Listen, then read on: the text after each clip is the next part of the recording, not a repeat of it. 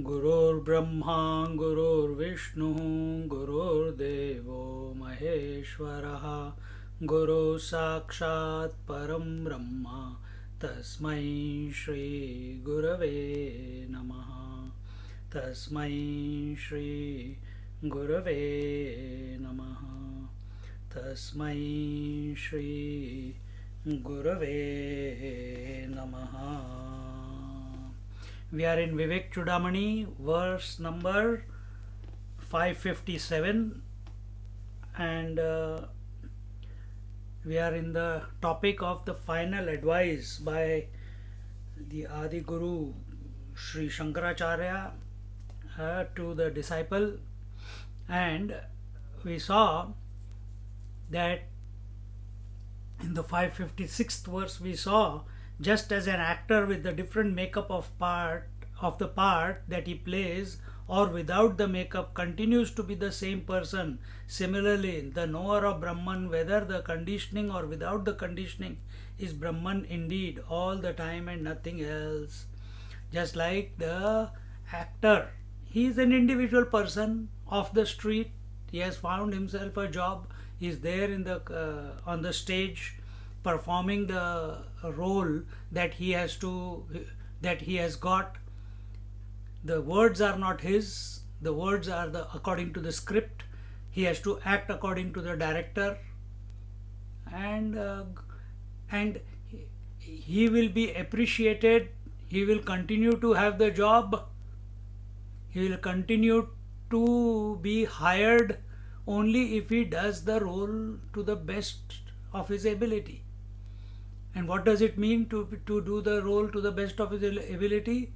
That he has to perform it as if it's real. For people should feel it is real. But inside him, he knows he is not the role. He is only performing it. Same way, a realized master and us. Actually, this is what is happening. We are all performing on the stage. But we have forgotten that we are an independent entity. Just like we have forgotten that we are the man. If we are lost in being the husband, the father, the son, then we have forgotten we are the man. Exactly the same way. We have forgotten we are the self, and therefore we consider ourselves to be the body, breath, mind, intellect. We have lost the plot. See? So the one who is the knower of Brahman, he continues playing but is never conditioned by the roles that express through that person. The water continues to be water, yet it keeps playing the roles of being the ocean and the wave without getting affected by the coming and going of the ocean or the wave. So that is the disposition that we need to have, that we need to develop, cultivate. And it only gets cultivated not by thinking about the Brahman, thinking about the self. If you cannot come to that point, keep your mind equanimous. Then this will start clicking. Then in the 557th verse, Yatra kwapi vishirnam sat parnameva taror vapuhu parnameva taror vapu patanat brahmi bhutasya yate prageva hi tat chid agnina dagdham. So let the body of the master established in Brahman fall anywhere like the dry leaves. It does not matter for him, as it was already burnt in the fire of consciousness. That is, he has realized that he is the consciousness and not the body.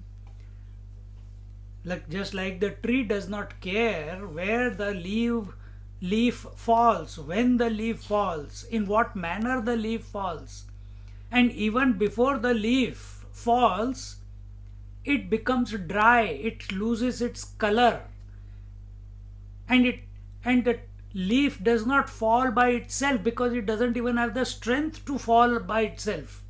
Only when the wind comes and pushes it away, then it falls. But the moment leaf has started discoloring, the tree has already given up on that.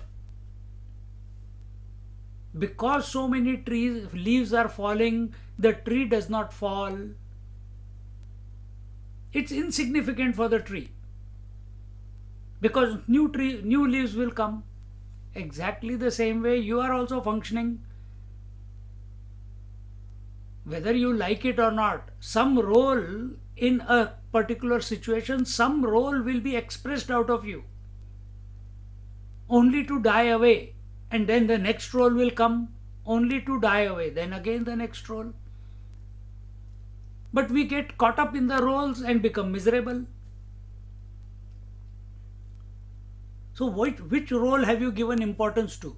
Have you given importance to being a father, brother, sister, wife, etc.? Or have you given the importance to being a man? Or have you given importance to the Lord, the totality? Or have you given importance to the self, the infinite one? Whatever you have given importance to, that will be the impetus which will bring about the thoughts in your mind. All thoughts in the mind will be dependent upon, directly proportional to wherever your attention is. You cannot look at your wife and start thinking like a brother. Impossible.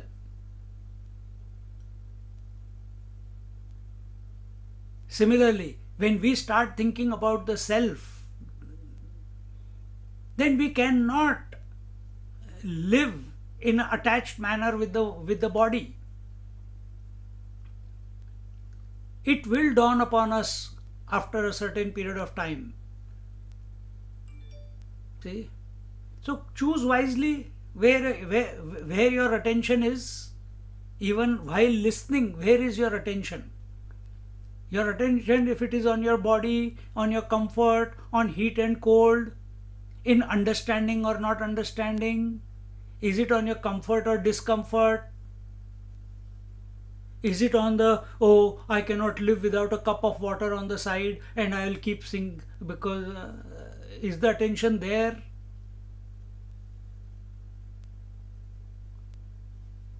Or as I explained before, is it on the Gaunatma, the secondary self, father, mother, daughter, sister? Is it on the primary self, which is being a man? Similarly, if your attention is on the body, if you are weaned yourself away from the roles, excuse me. If your attention is on the body and you are seeking the truth, all you will end up doing is yoga. That's all. Nothing else will happen. If your attention is on the breath and you are seeking the truth, then your maximum you will go to the level of pranayam. If your attention is on the mind, the maximum you can go is single pointedness of mind. When your attention is on and yes, of course, bhav and feeling, surrender, all that comes along in the mind. If our attention is on the intellect, then it will come on inquiry. If our attention is on the jiva, the life, then question will be, who is this? What is this life? Where is this life? What is this life? Why am I inquiring about my own life? As if I don't know who I am. So the type of thoughts that will generate out of your in your mind will depend upon what is your uh, where your attention is. And who is this realized master? His attention is on the self. The realized master is who has merged into the Brahman, just like we have merged into sleep. When we merge into sleep, we are body disidentified, we are roles disidentified, we are body, breath, mind, intellect disidentified. Imagine bringing such a condition 24 by 7. This is how this master is living. And therefore, just the example taken was, just like a tree does not get disturbed by the shedding of the leaves, so also the master doesn't worry where his body falls, because he has already destroyed all the impressions of the body through his tapasya, through the fire of contemplation. Only after the burning of body identification, only after the burning of the idea that I am the body, is realization possible. To think that I can realize and remain a body, impossible. Then you will keep running from pillar to post, not only in this life, many more lives, till it does not click that realization is equal to body disidentification. See? So, when we are moving in the world on a daily basis, bring this disposition that I am the undisturbed one. Oh, now the husband role is playing, now the wife role is playing, now the listener's role is playing, or the seeker's role is switched on, the speaker's role is switched on. After this, the eater's role will be switched on. Then sleeper's role will be switched on. Let the roles come and go. Don't become obsessed with them. If at all we want to be obsessed, be obsessed with the common denominator behind all these roles. The tree is the common denominator behind all the leaves, who is unaffected by coming and going of the leaves. The water is the common denominator behind all the waves. It is not affected by the coming and going of the waves. Same way, the self that I am, even at this moment, is unaffected by the coming and going of the thoughts, by the coming and going of the breath, by the coming and going of understanding or not understanding, is unaffected by the coming and going of the waking, dream and sleep. Take it by the horns and don't lose it. That commitment only, we can only say so much to inspire, but it is you who have to get inspired in yourself.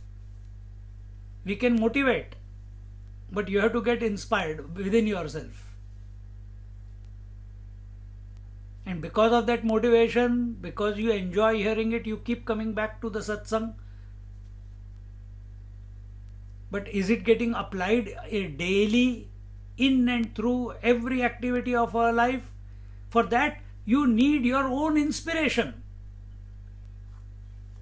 It cannot, that expression or application of this, what you are hearing right now, it cannot happen by someone telling you to do it.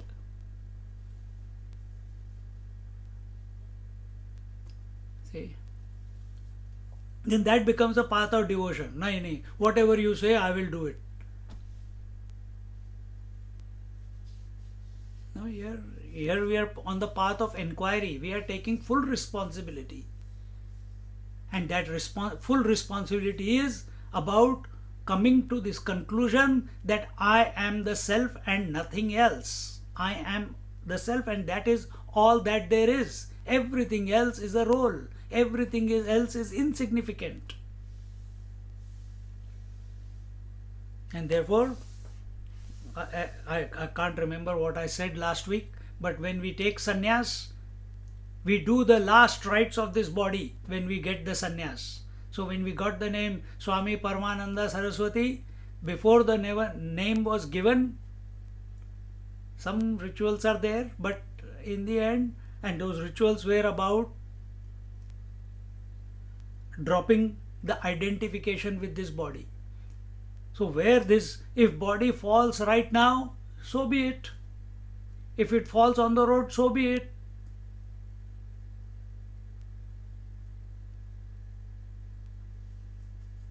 You have majority of the people, they want in Indian families, they want a son to light the fire to their pyre. Who will light the fire to my pyre? To this pyre, body's pyre? Nobody. I have already lighted it. No dependency on anything. And that independence, the swatantraya, the freedom, is the result of this.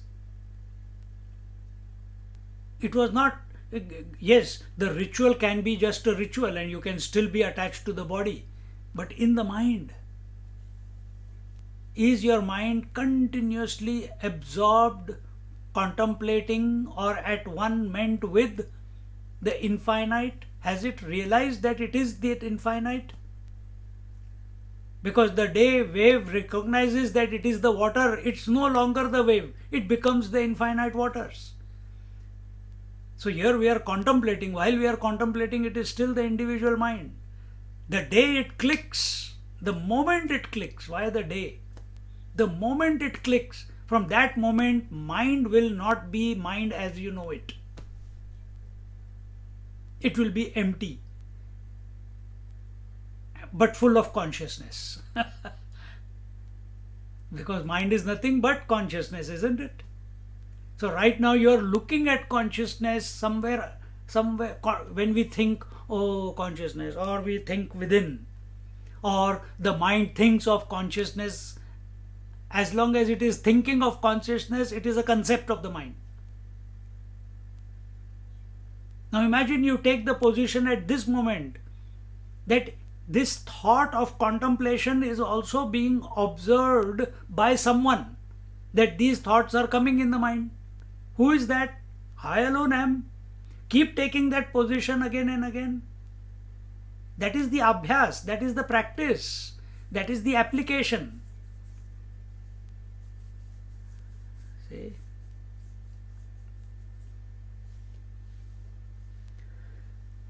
So let's move on to the 558th verse.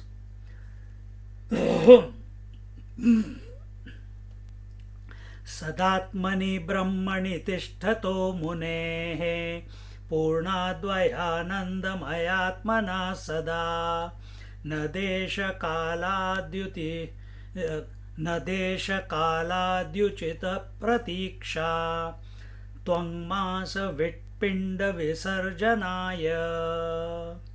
Once more. सदात्मनि ब्रह्मणि तिष्ठतो मुनेः पूर्णाद्वयानन्दमयात्मना सदा न देशकालाद्युचितः प्रतीक्षा त्वङ्मास विट्पिण्डविसर्जनाय. The great master, ever abiding in the experience of non-dual, infinite, conscious, blissful existence, for him renunciation of the body, which is nothing but a container of skin and muscles and the contents of excreta and urine, there is no expectation of any proper place or time for renunciation of the body. So automatically we are moving.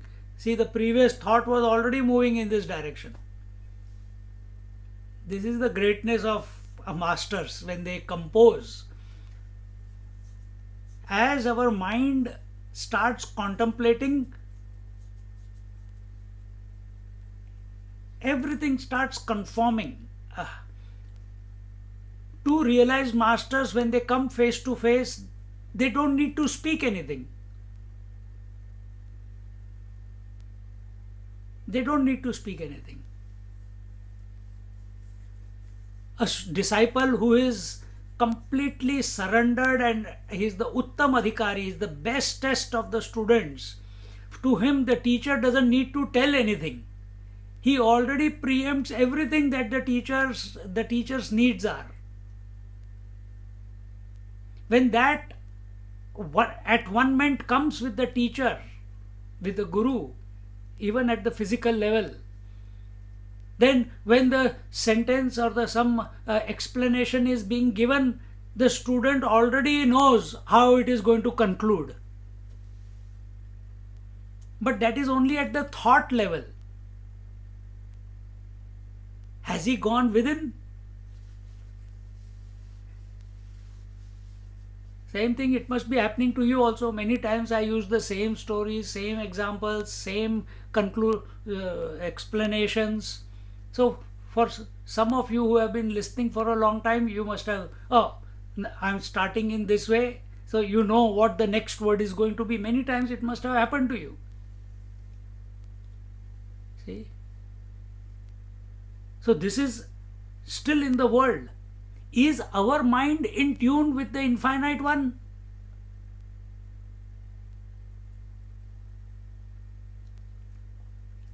Is our mind in tune with the Infinite One? And when that happens, the thoughts that will appear in the mind will be by His will. Will be by the will of totality. There will be no individuality there. See? This has to come about. The great master, ever abiding, Sadatmani Brahmani Tishtato Munehe, Tishtato sitting, abiding, the Muni, the Rishi or the sage, abiding in the Brahman, Sadatmani, by always in the Atma, which is none other than Brahman. Purna Advayananda Mayatmana Sada. Purna, completely, Advaya, non-dual, with the and Ananda. Ananda is the bliss, by and always by within the self, as the self. Na desha kala dyu kalad uchit pratiksha. And this, he is not waiting. Pratiksha, uchit pratiksha. He is not waiting for a favorable time, space, conditions. He is not waiting for any. So many masters you will see, they will say, I'm not saying that to judge, okay, because they are great masters in their own way. Who are we? But many people, they prepare their samadhi before they are going to leave their body. So they say, please bury my body in this particular place. Or some people say, some masters say, put my body into the river. See?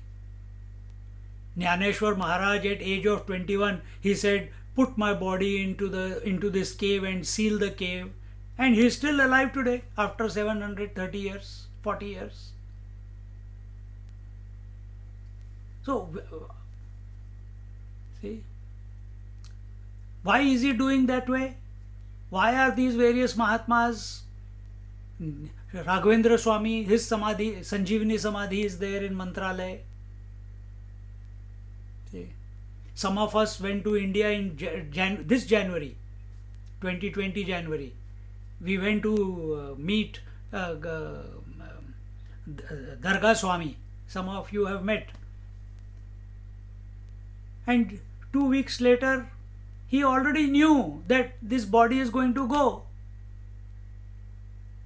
Whoever was meant to meet him, whoever was meant to come to him, they went, met, had the darshan, got the ashirwad. But he knew. And he said, oh, inside the house only, his wife was buried. He said, next to her, make my samadhi. And he is there now. See, we cannot understand that why did they do that.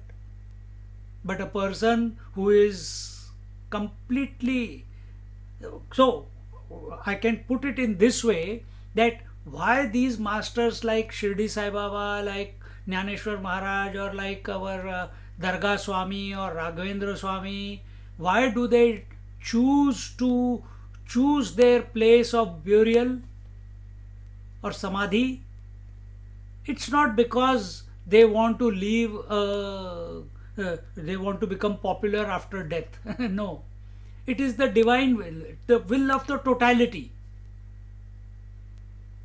Is the will of the totality. If it doesn't happen, still not a problem for them. And if it, because it is happening, expressing that way, still not a problem for them. They have got no axe to grind. But majority of the Mahatmas who have realized, they don't care where the body is going to fall. Usually they don't make a issue of it. Usually it's away from the society, away from the people. This Haridas Giri Maharaj was there. He went to this. I told this story, I think, I don't know, in this Vivek Chudamani or in Bhagavad Gita. He went to Koteshwar Mahadev near Rudraprayag, halfway to Rudraprayag from Rishikesh. And there he was ready to take Jala Samadhi in the river Ganga. The police came, they stopped him. Next year, and he had gone with the whole Zing Bang gang, all his devotees were there. Our Guru is going to take Jala Samadhi, and the Hare Krishna, Krishna Krishna, Hare Hare bhajan was going on. And the word spread, and the police came and they stopped. They said, this is suicide, we will not allow. See?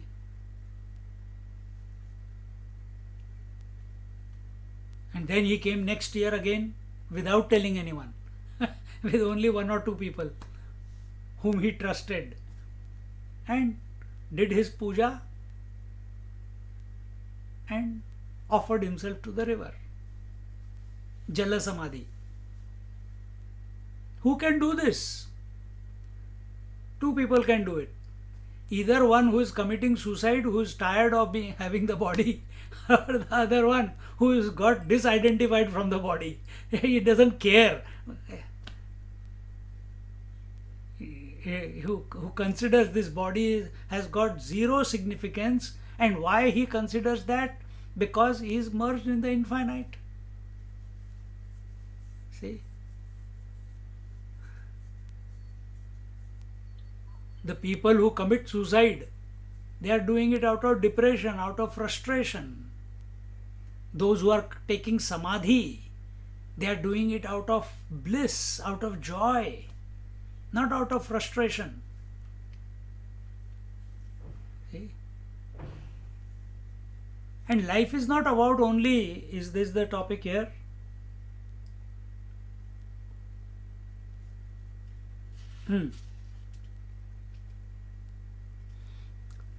It is not a point of dropping the body.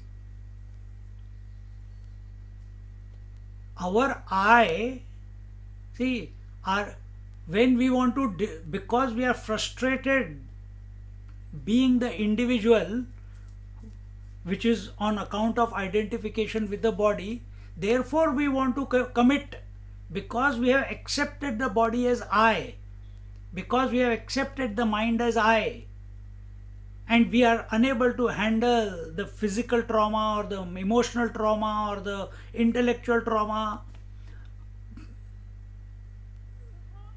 In that frustration, we want to get rid of that which is giving the trauma. What is that? Body, mind, or whatever. That is very easy. One lady, this is many years ago, huh? This is in when? 99 or 2000. One day I got a call, and she used to come to my Bhagavad class sometimes, not all the time. And she had a very, I don't know what, whatever it was, I don't know. But one day she called, and she said, I said, what? She said, Swamiji, I want to commit suicide. Now, out of the blue, I want to commit suicide. Now I took one deep breath and I gave her 10, 11 different options of how to commit suicide. I said, you have a big building, she used to live in Doncaster. I said, go to the Box Hill TAFE, you can on the top, from there you can jump, you can buy some petrol, put it on yourself and light some fire. You can hang some rope and then strangle yourself, or you can go and buy some rat poison and take it and you can kill yourself.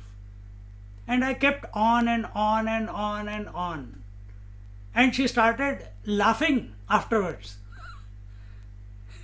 So she says, I wanted to, I was so miserable that I was having this suicidal tendency. So I thought I will tell Swamiji, and you are making me laugh. That's why I called you.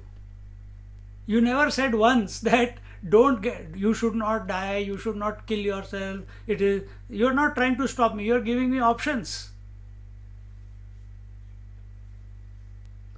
Point was, she didn't. She's still alive after 25 years.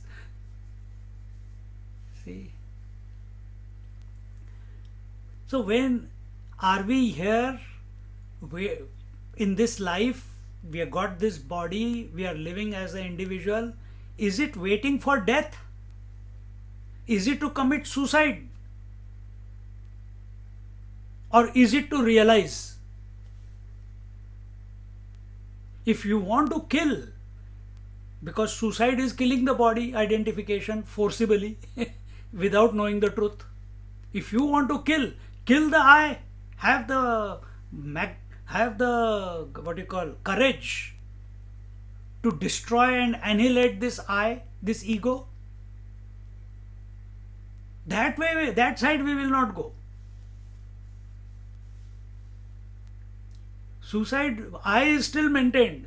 You have destroyed the body. What's the big deal? It was going to go away anyway. Maybe in an accident, maybe with old age, maybe with corona.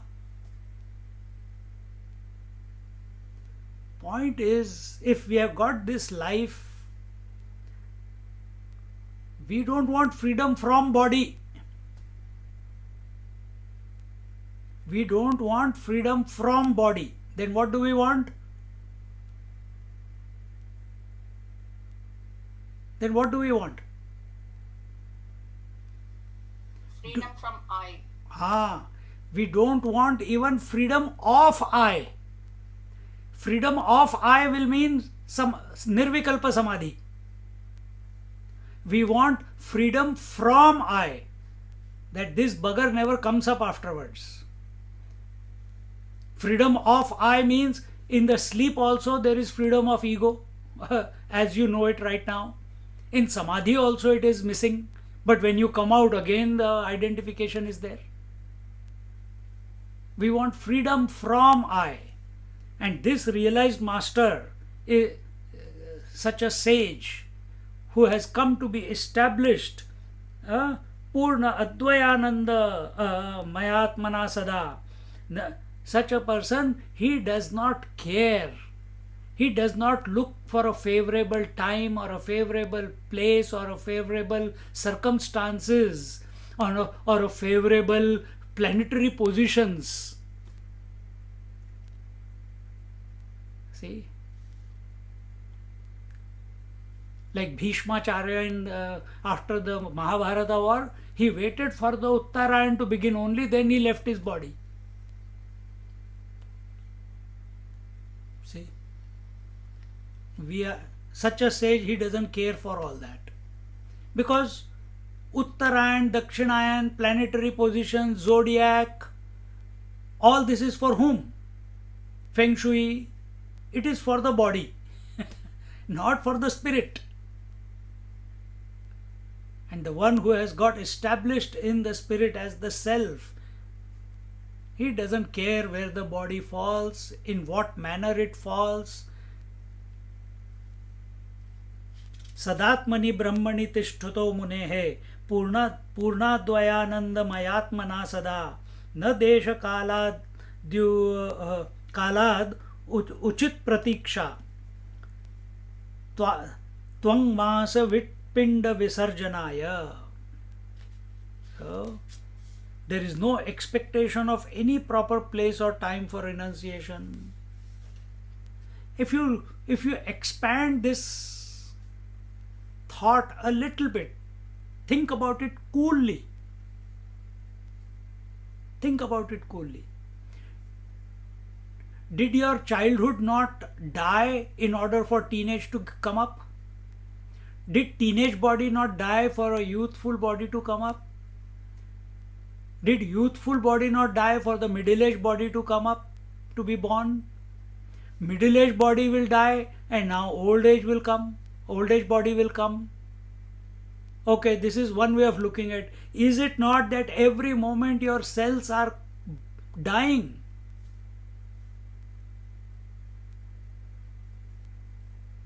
Cells are dying, breath is dying, thoughts are dying. See? So, are you choosing, oh, I want this cell to die under these preferable circumstances? No, it is happening all the time. Understand the principle.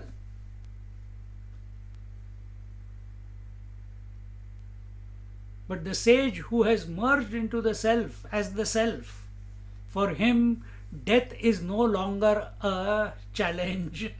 For us it is a challenge, but for him it is no longer a challenge. It is no longer something that one must ponder upon. It is no longer something that he needs to conquer. He is already.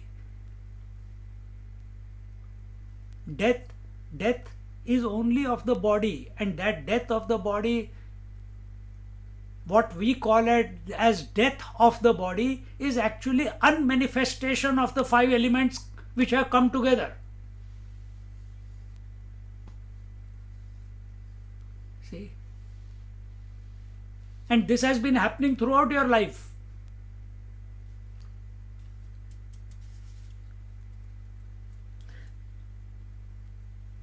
For him, renunciation of the body, which is nothing but a container of skin. So here the tvang, mas, vitpinda, fecal matter, urine, phlegm, bone marrow, and tissues and muscles. This is what is making the body.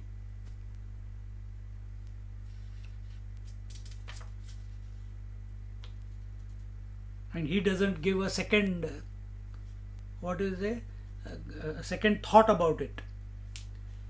Dehasya moksho no Dehasya moksho no moksho na dandasya kamandalo avidya hridayagraganthi moksho yatastataha. Dehasya moksho no moksho na dandasya kamandalo avidya hridaya granthi moksho yatastataha. Because moksha or liberation is destruction of the knot of ignorance in the heart. Ignorance, desire and karma. And what is this knot of the heart? It is avidya kama karma. Avidya is ignorance. Ignorance is ignorance about our essential nature. Ignorance about the self. Ignorance about that I am the infinite spirit at this moment. This forgetfulness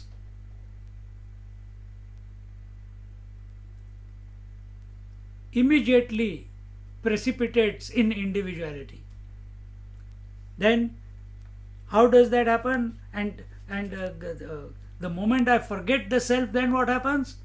Then I desire, and desire prompts activity.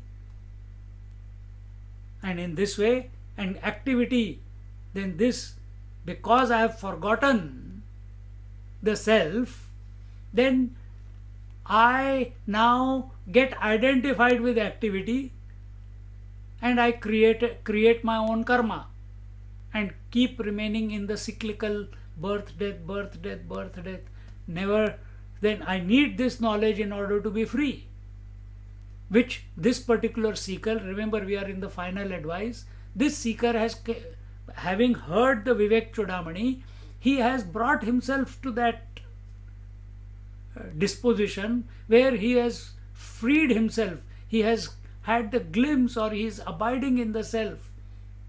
But the world is still there.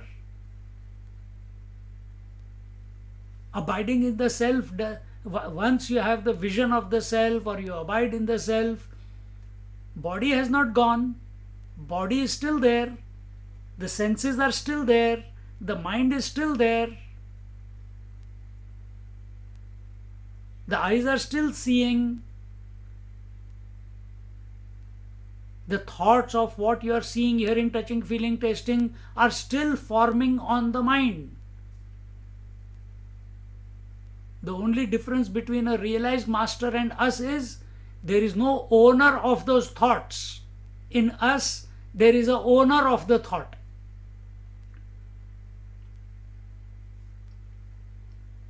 Who is the owner of the thought? Who has forgotten he is the infinite one. Who is the master?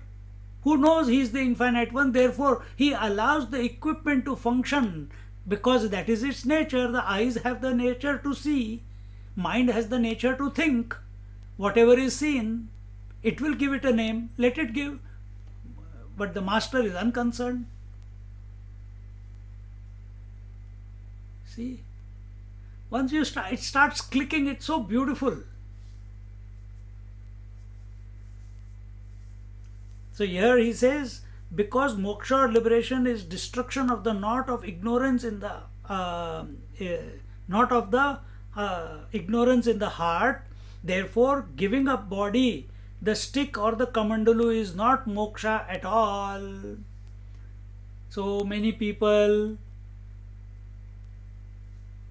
here it is told, sannyasis, they go around with a dand, the T-shaped wood on which they keep their hand and do the japa.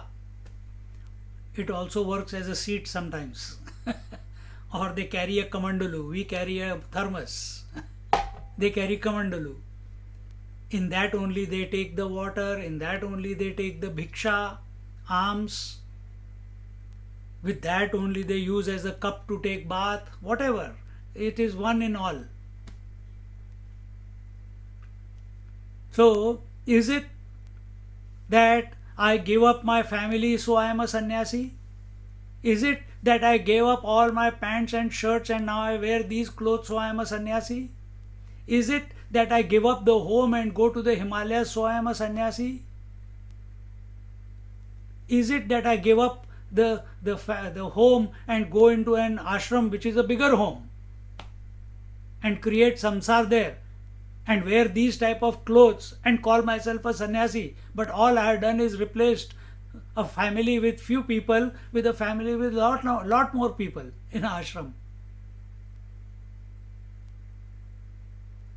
And all I have achieved is, here, if I was there at home, I would be working hard to maintain the family there. Well, free money is coming in the ashram. I don't have to worry about food, because that system is such. So for many people it's an escape. Lot of people are there who are on this path of renunciation because they want to escape the responsibilities. See?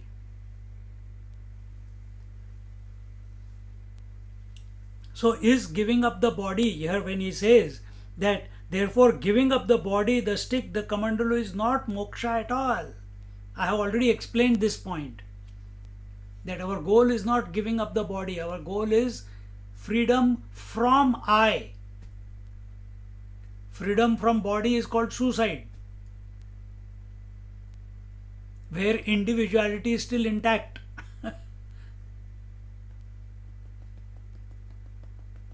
There is a story of Janak Maharaj where one sannyasi came to his place and he was given lot of King Janak. He is a realized master, and with all due respect and everything, the sannyasi was brought in, given shower, given good clothes, sumptuous meal, and the King Janak himself was pressing his feet because sannyasi, wearing these color clothes. See what all you get just by wearing the clothes. Nobody asks you, are you realized or not? Just wearing the clothes itself is a mark of respect that you are a renunciate. You may or you may not be within yourself, but others don't know that. So Janak Maharaj, who was a realized master, is pressing his feet. And then the time came and he asked, when he got up, they had some discussion, and then he asked, I want to ask one question. They say you are realized, O Janak, King Janak. How can you be realized when you are in the midst of so many beauties, so much affluence, so much variety of food, and everything is at your beck and call? How can you be a renunciate in the midst of everything? I challenge you to come with me. Janak Maharaj, there and then, let's go. And they started. They walked out of the kingdom. They walked out of the palace, were walking out of the kingdom into the jungle. Suddenly, this sannyasi remembered that he forgot his kamandalu, the pot. And he told the king, hey, you wait here under the tree. I left my kamandalu. That's the only thing that I have as a sannyasi. I left it in your kingdom, in your palace. I'll go and get it. And he started to turned and started walking. After some time he saw King Janak also walking behind him. He says, why are you coming? I told you. Are you feeling sorry that you left the kingdom? That's why you want to go back. King Janak just smiled and told him, I was only one mention that you come with me, and I renounced the whole kingdom for your word. And you are a sannyasi, you are a renunciate, and you can't renounce even your kamandalu. See? Which one are we? Are we able to renounce our memories or indulge in our memories? Are we expecting grandchildren? Or que sera sera, whatever will be, will be. Huh?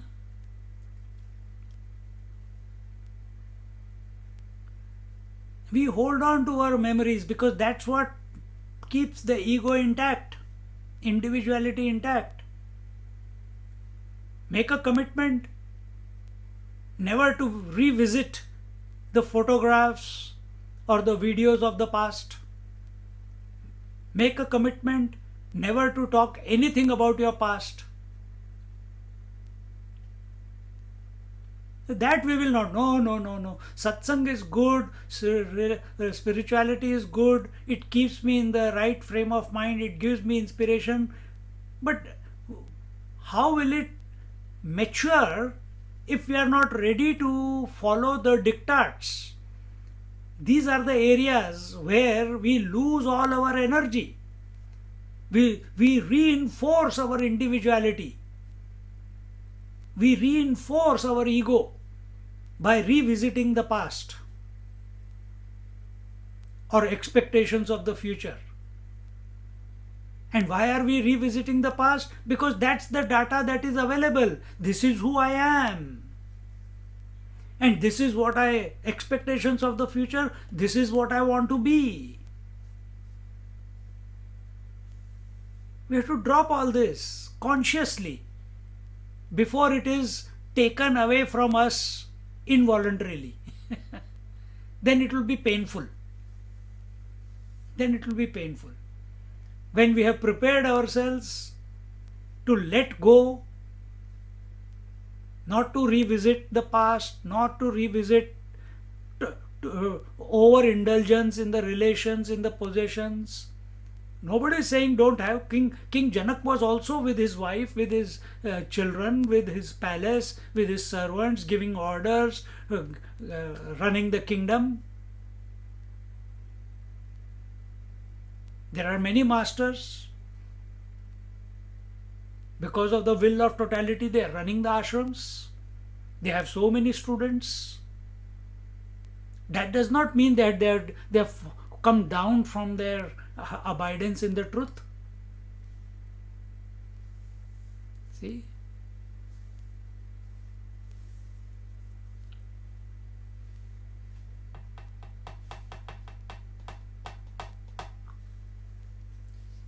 Think. Shirdi Sai Baba used to live in that Dwarka Mai, Satya Sai Baba in his Prashanti Nilayam.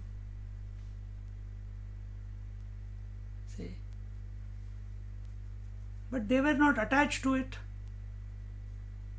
They were not attached to it.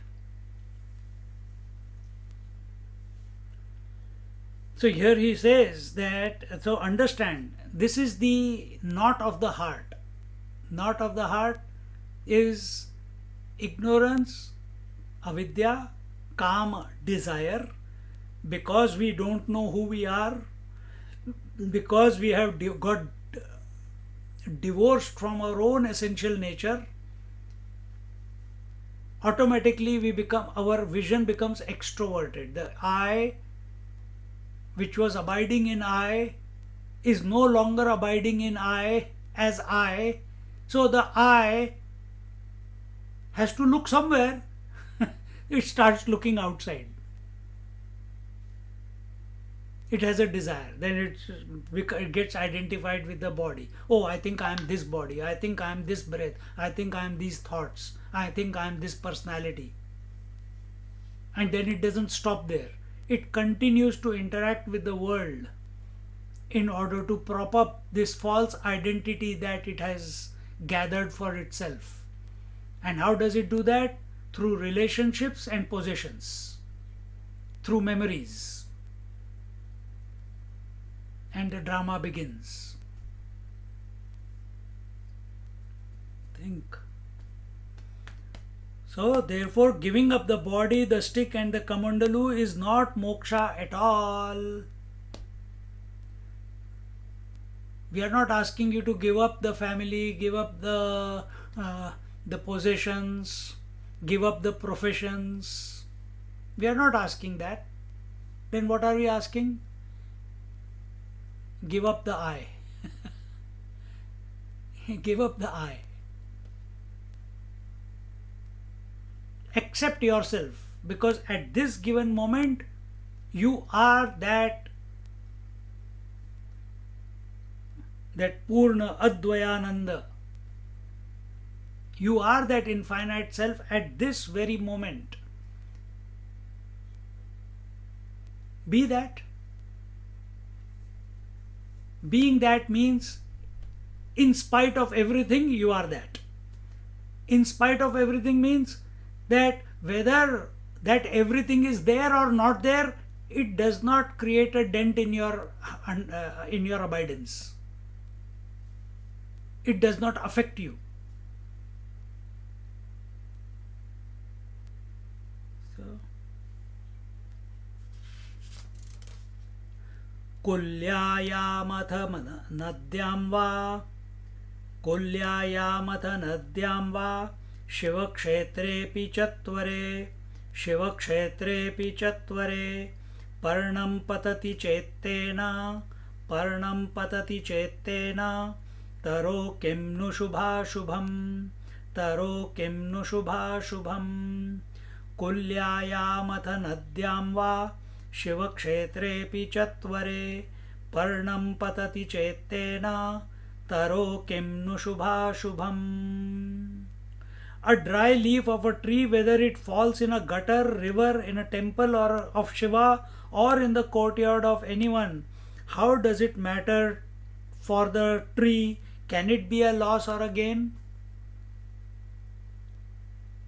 So now that thought from the verse 557 is now again revisited.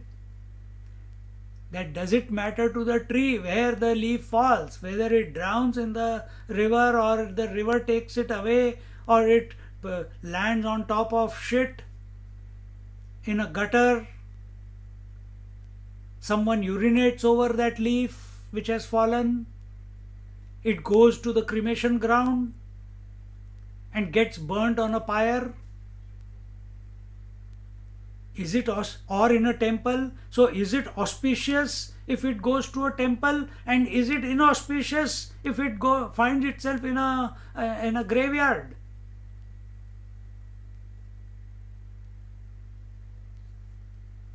It's like the bulb in the temple gets fused. Now, what is the first bulb which we will use? You will not use the bulb from your living area or your study because you need those bulbs. The first casualty comes in the toilet. So you take the bulb from the toilet and put it in the temple. Now, before, the bulb in the toilet was in the toilet because of its bad deeds. Now, because it has done some good deeds, so it has found himself in the temple. See how stupid it is. This is how we behave. That we have to do meritorious deeds that will lead to this. No.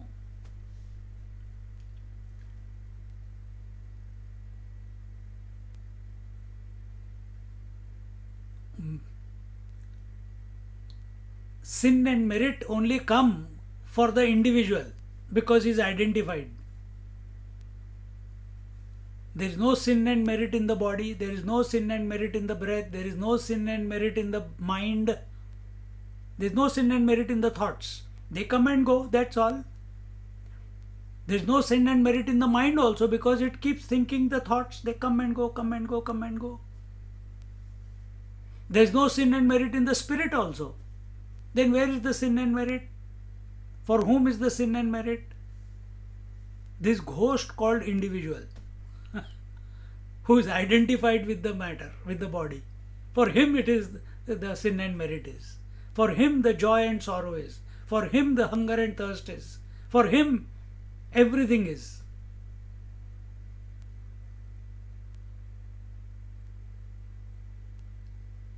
See?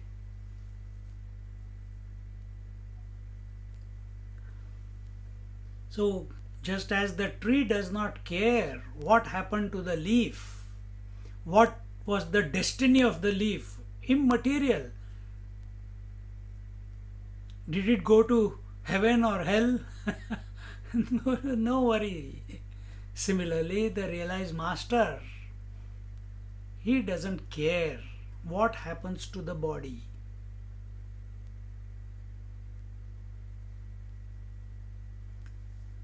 What is the connotation of being realized? When a seeker has when a person has realized, become liberated, we are not using the word realized, abiding in the self, in that infinite self, blissful self. What is the other definition of that? That it is one without a second. It is all that there is. There is nothing else other than it. So what is his vision towards the entire creation? He is not considering, the master is not considering that this is my body. Individual considers this is my body. What does master consider? He just sees this body just like I am seeing you. It's just another body. He is not identified with this body. Because his vision has expanded to infinity, and there is no attachment possible there. See? And therefore, how does it matter for the tree? Can it be a loss or gain? Can it be a loss or gain of the body for the realized master? No. For him, everything is divine. These thoughts are being given to us. These thoughts are being given to the seeker who has had a glimpse, who is abiding by his words. See, a person can give a lecture without knowing the truth. A person can talk beautiful language without knowing the truth.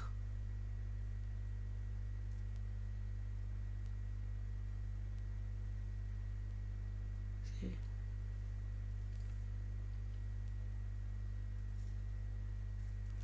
Adi Shankaracharya himself, the author of these verses, he himself, he was realized at the age of 16.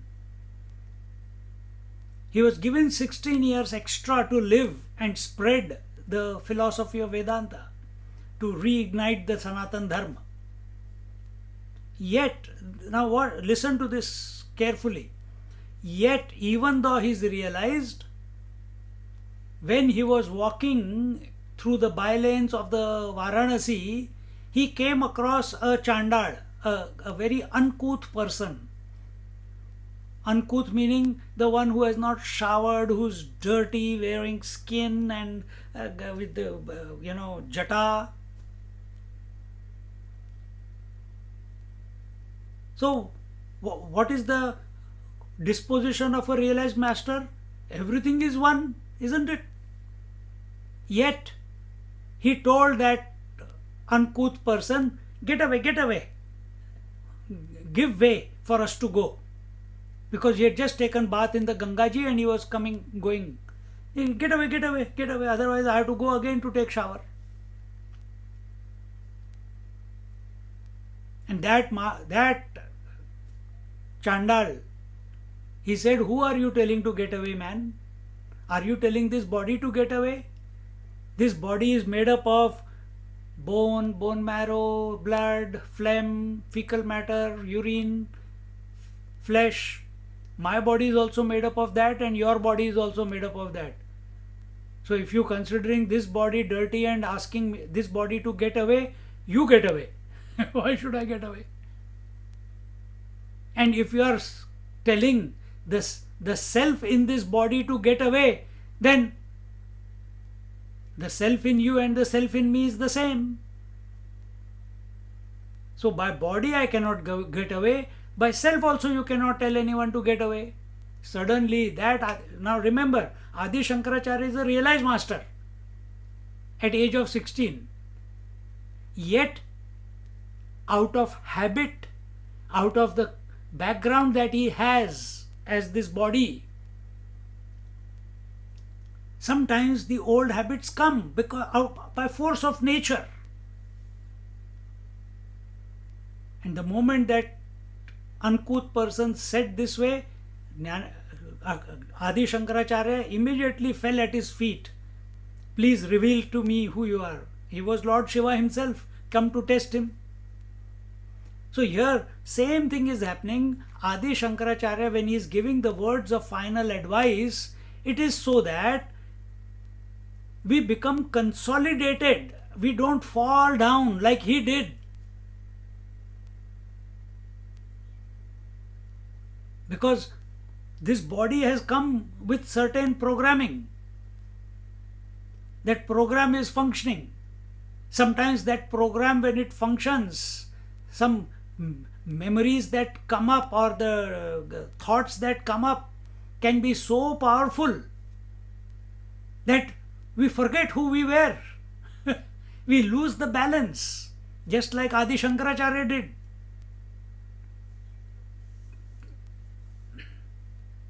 And therefore these are all words of caution that we should not fall into the trap of duality, we should not fall into the trap of body identification, we should not fall into the trap of being an individual. See?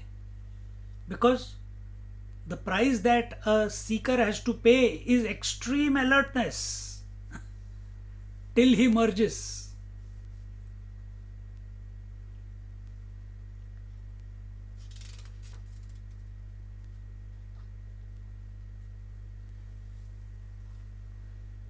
Just like we are talking about Vedanta, we are speaking about Vedanta, we are meditating, we are living a life like that, more or less.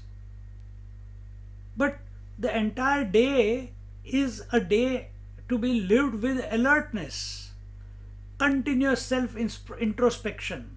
Am I falling away from the path? Am I getting attacked with whatever?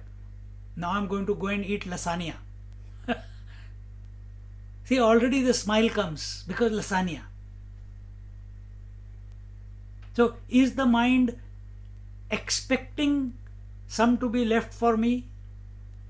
If it is not left, by the time I reach the kitchen after the class, will the anger be there? Think. So, extreme alertness. Many times we fall, but the name of the game is keep picking yourself up, keep picking yourself up, keep picking yourself up. Path becomes available, abidance is possible only for the one who is, in spite of falling, is ready to recommit to the ultimate. See?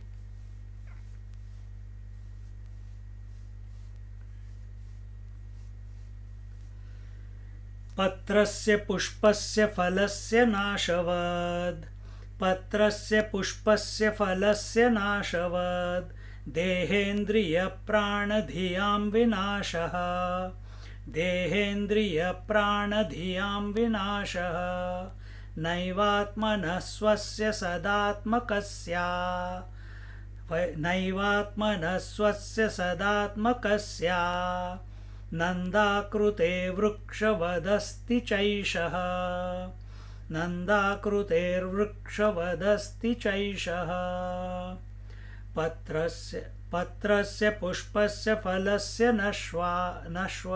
नाशवद् देहेन्द्रियप्राणधियां विनाशः नैवात्मनः स्वस्य सदात्मकस्य नन्दाकृते वृक्षवदस्ति चैषः. He says, like the leaves, fruit and flowers of the tree, the body, senses, prana and intellect are also destroyed, and the jiva is essentially ever the blissful reality which is never destroyed.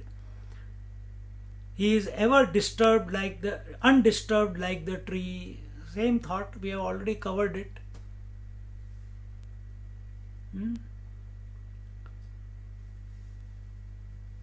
So the tree doesn't become less because the leaves have fallen, the fruits have fallen, or the flowers have fallen.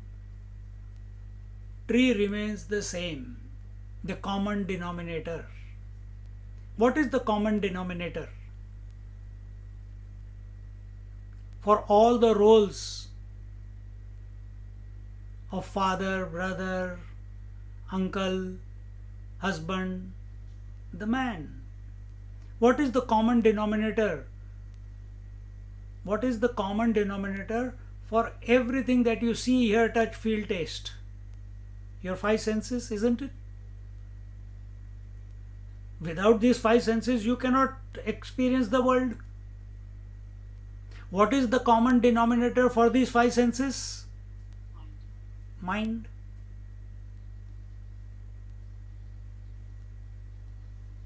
See, what is the common denominator for the mind? Life. The intellect or the life. See, be that one. When you inquire into the when your attention is on the life and you be the life rather than the fluctuating thoughts, the fluctuating emotions, the fluctuating breath, the fluctuating body senses, then you remain as a fluctuating person. Who is that? Waker, dreamer, sleeper. Waker, dreamer, sleeper. You are also fluctuating. But you are the common one, common denominator. Which one is that? Come to the life principle. Then there is a possibility to recognize the self.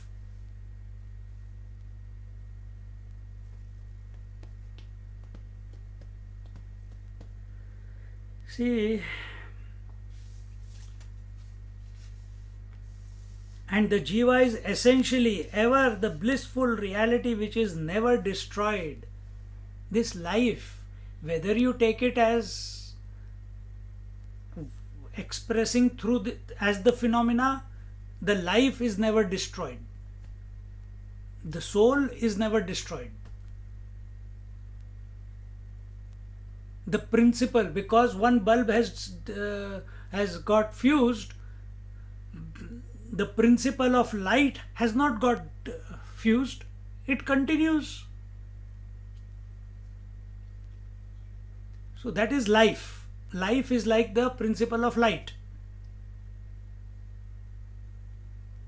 So that is at the empirical level, at the mental level, you can say. But if we inquire what is this life, then we come to the essential nature, we come to the spirit, we come to the infinite one. And that is the eternal principle. It is not a principle as a result of phenomena. See, there are certain general principles. Gravity is a principle, isn't it?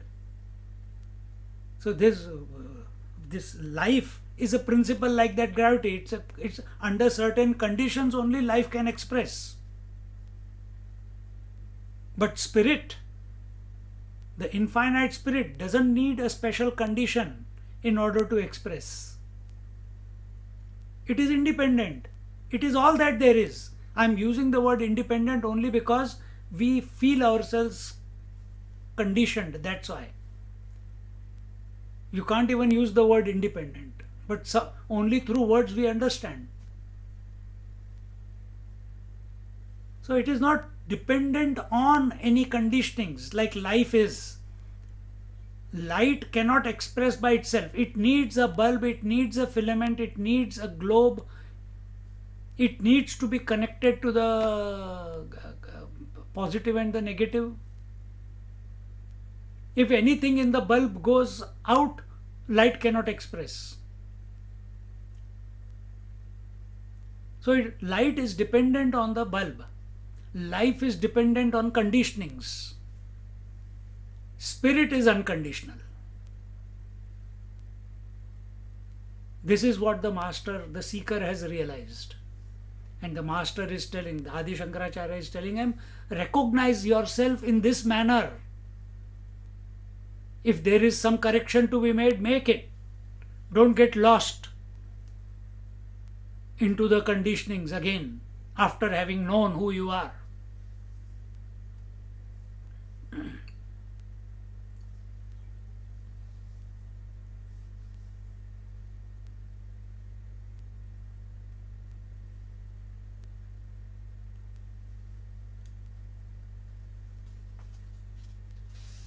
He is ever undisturbed like the tree. Prajnana ghana ityatma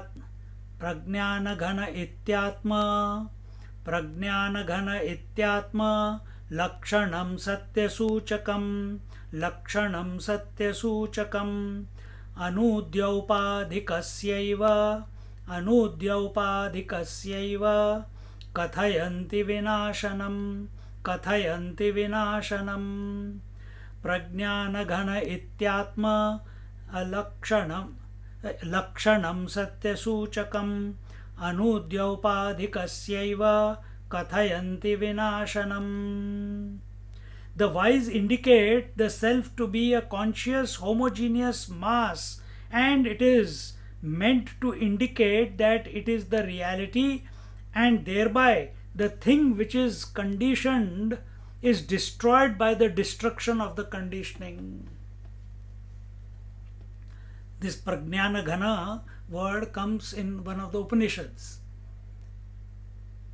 Prajna, consciousness, Ghana, homogeneous mass of consciousness. So what is the self? The self is a homogeneous mass of conscious bliss, ever existing. Homogeneous means what? Homogeneous means where there is no possibility of any adulteration. It is continuous without a break. Space is homogeneous emptiness. Even with the appearance of the entire universe, still space is homogeneous emptiness. But are we emptiness? No, we are homogeneous conscious emptiness. If you want to use the word conscious space, homogeneous conscious space is our nature. See?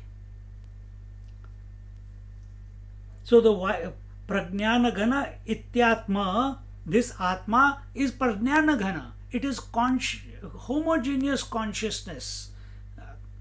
Consciousness, another word meaning of consciousness is knowledge. I am is a continuous, unstruck. It's a feeling without a thought. It's a knowing without a thought that I am continuously, isn't it? I don't need to think I am. Even if I don't think I am. That is the homogeneous denominator at the back. Nobody says that I am not. Even when you are not thinking about you are or you are not, you still are, isn't it? That is homogeneous. Behind all the roles, the man is the homogeneous man. Man has to be continuous in order for roles to come and go. Same way, this Atma, the wise say, this Atma indicate the self to be conscious, homogeneous mass. And it is meant to indicate that it is the reality. And this is the reality. Satya Suchakam. This is the truth. They are indicating. Suchakam, indication. They are saying this Atma that you have come to realize, it is the mass of consciousness. It is the mass of knowledge. And that knowledge is not at the thought level. Thought level knowledge comes and goes. And that's what I was indicating just in the previous thought. But this unstruck knowing of I am without a thought, it's always there.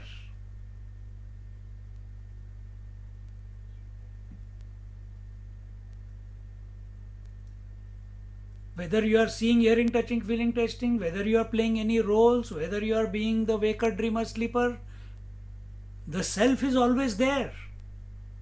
Without the self, all these cannot express. That self, here the wise indicate, is the homogeneous mass of consciousness. Unbroken consciousness.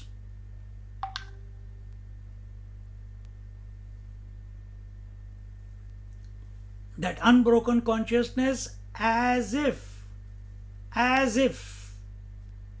when we explain the individuality, as if that homogeneous consciousness becomes heterogeneous. Is that the correct word? Heterogeneous? Pieces? Correct? Ah. Then it is called mind. Because thoughts are coming and breaking that continuous consciousness. Think. Water is continuous. Well, what the example I gave about that consciousness is called mind for us. But actually speaking, consciousness cannot be broken. Even while thoughts are appearing and disappearing, consciousness remains consciousness only. Just like even if the waves are coming and going, the water continues to be water. Recognize this about yourself, that I am the continuous one, in spite of the world, in spite of the body, in spite of the breath, in spite of the thoughts. I am the continuous one behind. See? And I can't even use the word behind. Sometimes these out of wrong connotations come. When we take ourselves to be the continuous consciousness, homogeneous consciousness, then everything is included in it. Nothing is outside consciousness. Nothing is outside mind. Mind alone is appearing as waking, dream and sleep. Mind alone is expressing as the waker, waking world and the waking experience. Dreamer, dream world and the dream experience. So, where is the entire waking world? It's in the mind only. It's appearing on the mind only. Where is the entire world of the waves? Appearing on the water only. Because of its coming and going, water has not become less or more. There is no loss and gain. If there is loss and gain, individuality. If there is no loss and gain, realization. See?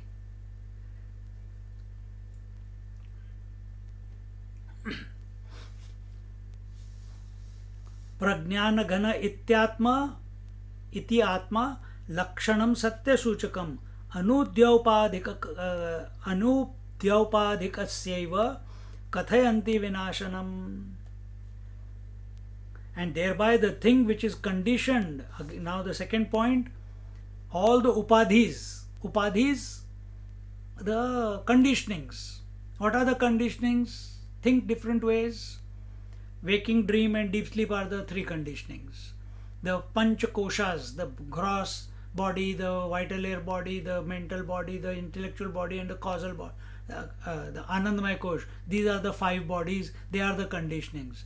The gross body, subtle body, causal body, they are the three conditionings.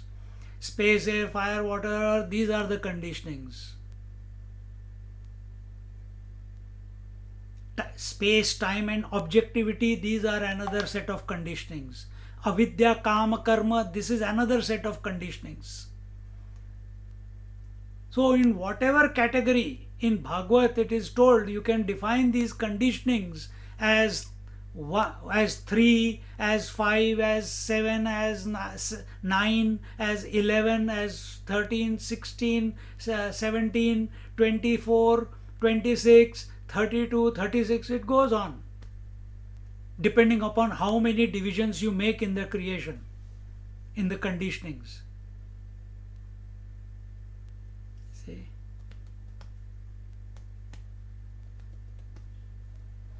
So the thing that is conditioned is destroyed by the destruction of the conditioning. So what is created by the conditioning? Husband is created by conditioning. Father is created by conditioning. Grandmother is created by conditioning. Think. If there is no wife, there is no husband. Only because we have accepted the conditioning of wife, therefore the husband expresses.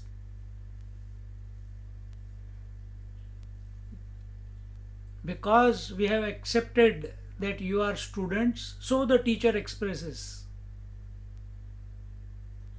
Because there are listeners, so the speaker is expressing. If there are no listeners, will I be speaking? No. Because there is form, eyes are there.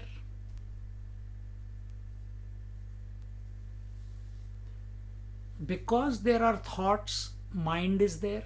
If there are no thoughts, is there a mind? If there are no conditionings, is there individual? If there are no conditionings, is there an individual? No. So here it is said, thereby the thing which is conditioned. Who is conditioned? The thing that is conditioned. The individual who is conditioned is destroyed by the destruction of the conditioning. So when the conditioning is destroyed, if the thoughts are destroyed, there is nothing called mind. If there are no forms, there is nothing called vision.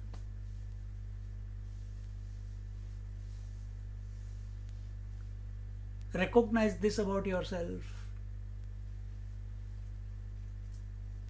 So, even while all this is going on, seeing, hearing, touching, feeling, thinking, ideating, imagining, conceptualizing, waking, dreaming, sleeping, this you cannot stop. But you can take one step back and be the common denominator. Be the prajnana ghana. Accept yourself to be the undisturbed one on whom the entire play is going on. The wave has a choice. Its realization will be, according to this verse, to be the homogeneous waters.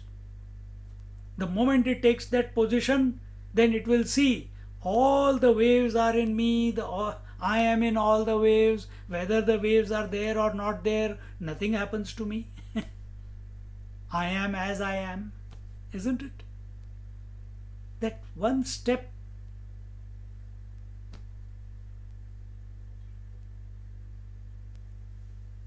that will only come when we undo the conditionings, destroy the conditionings, disassociate from the conditionings, detach from the conditionings, kill the conditionings. How? By being indifferent. You don't have to do much. You don't have to go and physically commit suicide. Be indifferent. You cannot stop the phenomena. All you have to do is become indifferent.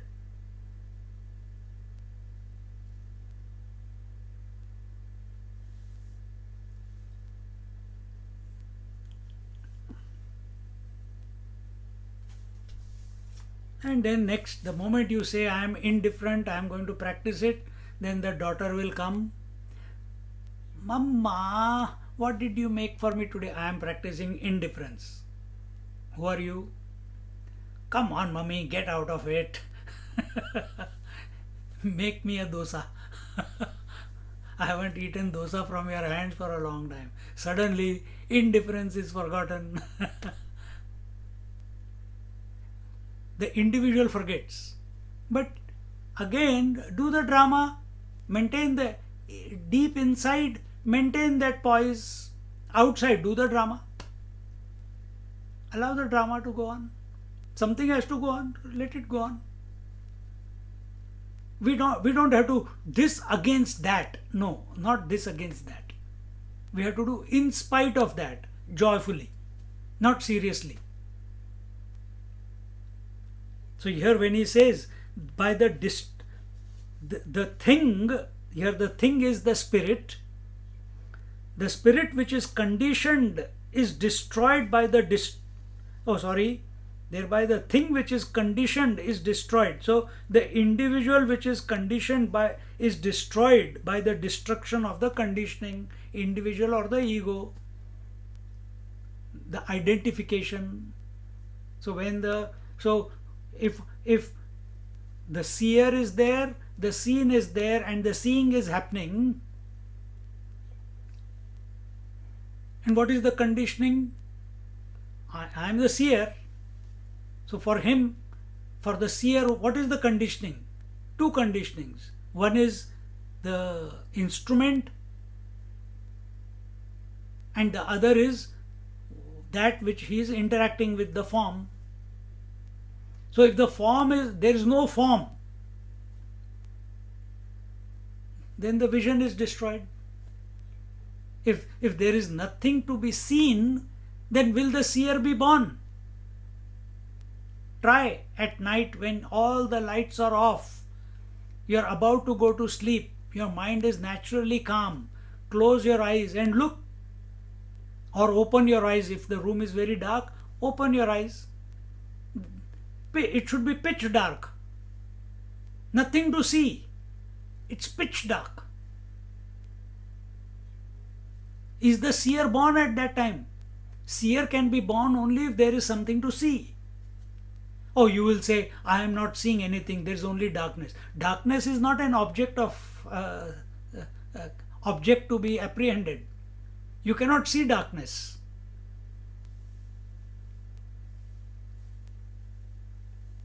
Darkness is not an object. We can see objects, we can see forms. What is darkness? Absence of forms or absence of light. Okay, absence of light. So all forms are seen in the presence of light. Now there is no light.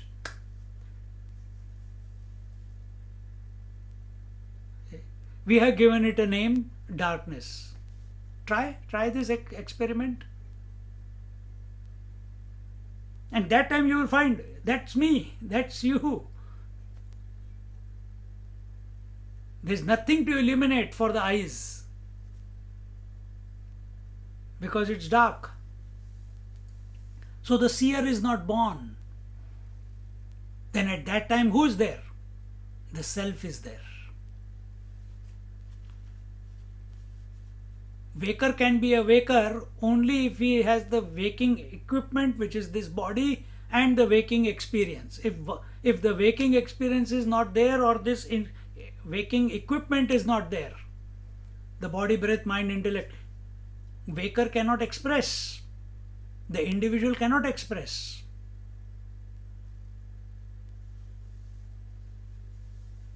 So when we say in yoga, chitta vritti nirodha iti yoga, that consciously reduce the thoughts and bring them to a zero. See?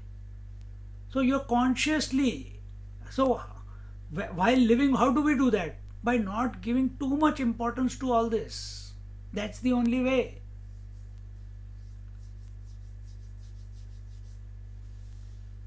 So here it says, and thereby the thing which is conditioned is destroyed by the destruction of the conditionings. And anyway, these conditionings are getting destroyed every moment. Every time I blink, the vision is destroyed. Between the two sounds, the hearing is, there is no hearer there. Between the two breaths, there is no breather. See, between the two thoughts, there is no thinker. So thinker, no thinker, thinker, no thinker, thinker, no thinker. It is happening so fast, but you got identified with thinking. So you call yourself a thinker. So continuously, everything is getting destroyed anyway. Catch the principle. Don't catch what is getting destroyed. Catch the one in whose presence this whole thing is going on. The drama is going on. And these are the various pointers which Adi Shankaracharya ji is giving to his disciple, that he becomes consolidated in the self, as the self. ॐ पूर्णमदा पूर्णमिदं पूर्णात् पूर्णमुदच्यते पूर्णस्य पूर्णमादाय पूर्णमेवावशिष्यते ॐ शान्ति शान्ति शान्तिः हरिः ॐ श्रीगुरुभ्यो नमः हरिः ॐ. This Wednesday class for next week, we will shift it to Monday if you all agree, or we can cancel it, because I have to give 5 talks Wednesday, Thursday, Friday, Sunday, Monday, at in Hindi talks on Janmashtami. So if we can shift next Wednesday talk to Monday and Thursday talk to Tuesday, if everyone agrees, I can come on Monday. yeah. Otherwise, I'll still speak to the screen, no problem. It is all right. That's okay, Swamiji. Okay, so we'll do it on Wednesday. Vivek Chudamani will be held on Monday, and Geeta will be held on Tuesday, Yeah. Thank you very much. only for next week. Thank you. Hari Om. Just sit quietly for half a second. 5858. Sit quietly for half a minute.